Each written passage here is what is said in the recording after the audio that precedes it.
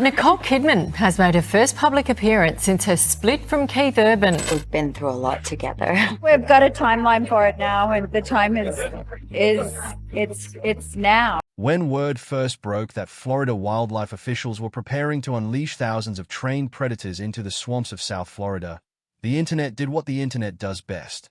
It laughed. Comment sections filled with jokes about the Sunshine State losing its mind again. Memes about Florida man solving a snake problem by creating a bigger one, and late-night hosts turning it into a punchline for a week straight. The idea sounded like science fiction.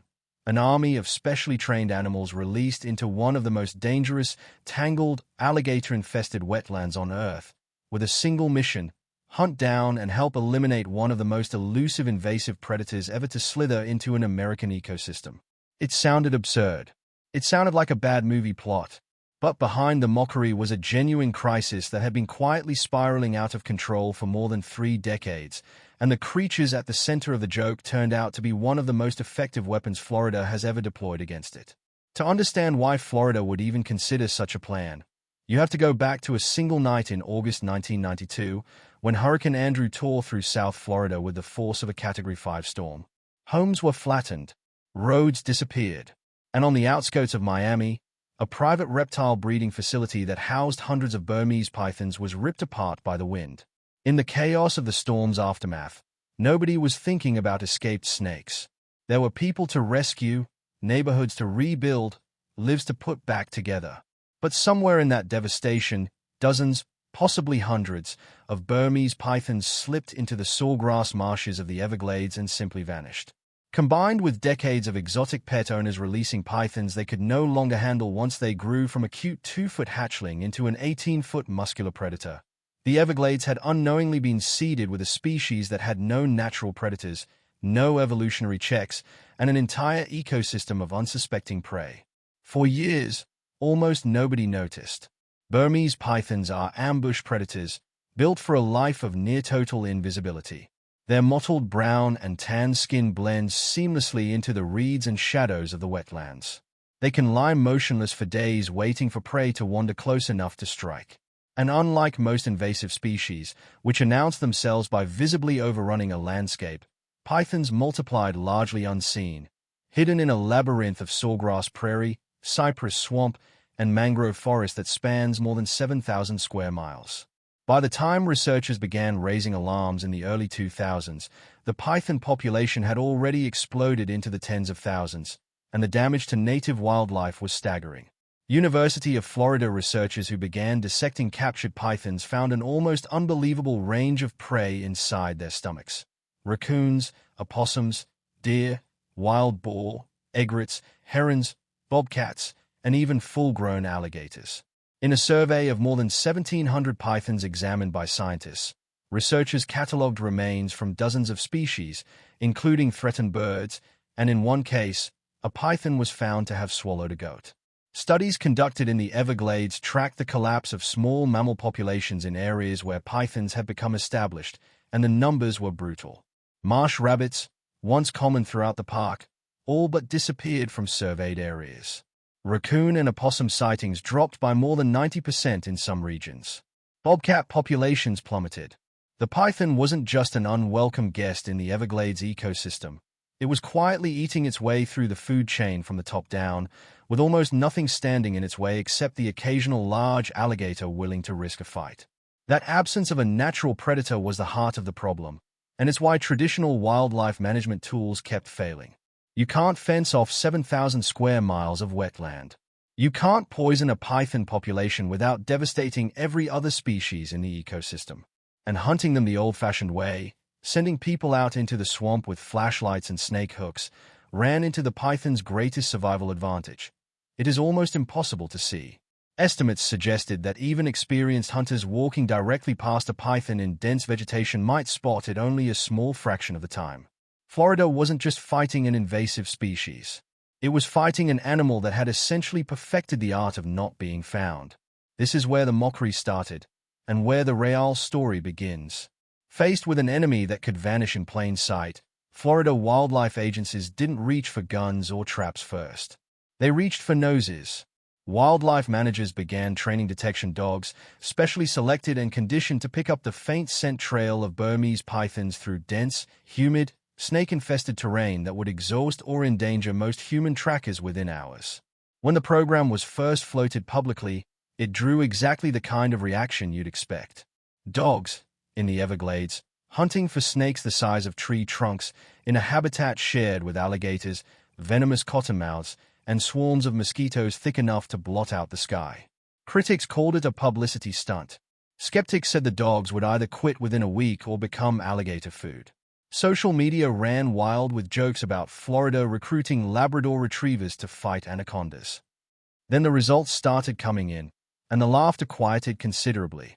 In controlled research trials conducted by Auburn University's Canine Detection Program in partnership with Everglades researchers, trained dogs were found to locate pythons dramatically faster than human survey teams covering the same terrain, and in some trial areas, the dogs increased detection rates by a wide margin compared to searches conducted without them. The dogs weren't hunting the pythons directly in the way people imagine from the jokes. Their job was subtler and, in practice, far more effective, sniffing out python scent trails, nests, and shed skins that human trackers would walk straight past, then alerting their handlers so wildlife agents could move in and remove the snake. It turned out that what the internet had mocked as an unhinged plan was actually a carefully designed, scientifically validated tool that solved the single biggest bottleneck in the entire python removal effort: simply finding the animals in the first place. But the dogs were only the beginning of what Florida had quietly built, and this is where the story stops being about creatures in the literal sense and becomes something even stranger and more effective. Wildlife researchers realized that pythons themselves held the key to finding more pythons. During breeding season, male Burmese pythons travel remarkable distances, sometimes tracking female scent trails for miles through the swamp, driven by biological instinct to find a mate. Researchers began surgically implanting radio transmitters into captured male pythons and then releasing them back into the wild. These became known as scout snakes, sometimes nicknamed Judas snakes, because their entire purpose was to unknowingly betray their own kind. Each tagged male would eventually seek out a breeding female, and once he found her, wildlife trackers followed the radio signal straight to both snakes, along with whatever cluster of other males had gathered around her in the process. The results of this program alone have been staggering. The Conservancy of Southwest Florida, one of the organizations spearheading the Scout Snake Initiative, has used radio telemetry to track dozens of tagged males across a 200-square-mile study area in Collier County. Between November 2025 and April 2026, researchers working this single-tracked zone removed 177 pythons weighing a combined total of over 8,000 pounds, marking the organization's largest removal season on record. Since the program's broader python removal efforts began in 2013, the Conservancy alone has pulled more than 20 tons of invasive pythons out of that same small pocket of the Everglades, preventing tens of thousands of python eggs from ever hatching into the next generation of predators. And that 20-ton figure came from an area representing only a tiny fraction of the greater Everglades ecosystem, which stretches across more than 7,000 square miles, hinting at just how much further the crisis, and the fight against it, actually extends. The state didn't stop there. In 2017, Florida's Fish and Wildlife Conservation Commission launched a program with a name that sounds almost too on the nose to be real: Patrick, the Python Action Team Removing Invasive Constrictors. The program pays trained agents to actively hunt pythons on public lands, with compensation structured to reward both time spent searching and the size of pythons removed, including bonus payments for verified active nests. In just 3 months during the summer of 2025, agents working under this program removed more than 1,000 pythons, compared to a few hundred during that same window the previous year, a threefold jump in efficiency. In July of 2025 alone, hunters removed more pythons than had been caught during the entirety of the previous year.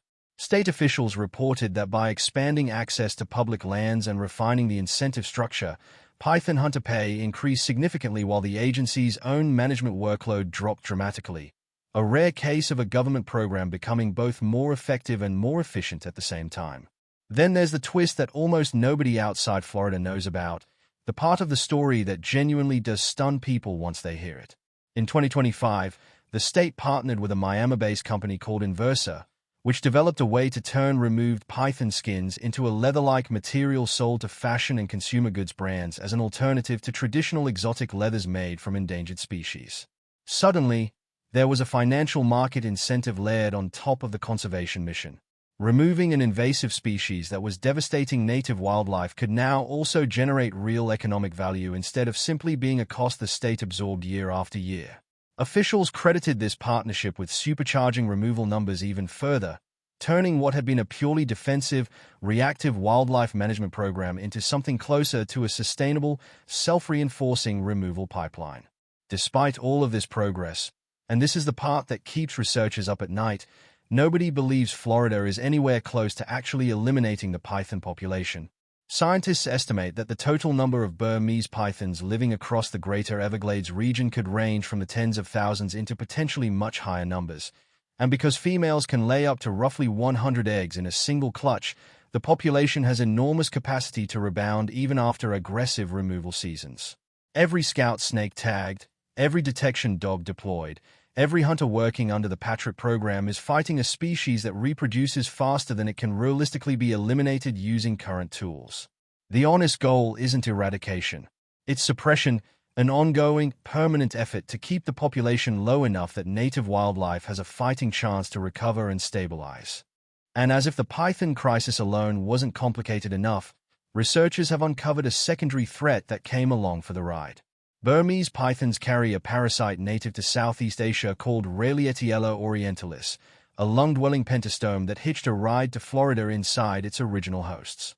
Pythons themselves have evolved alongside this parasite over thousands of years and can tolerate it without major harm, but Florida's native snakes have no such evolutionary defense.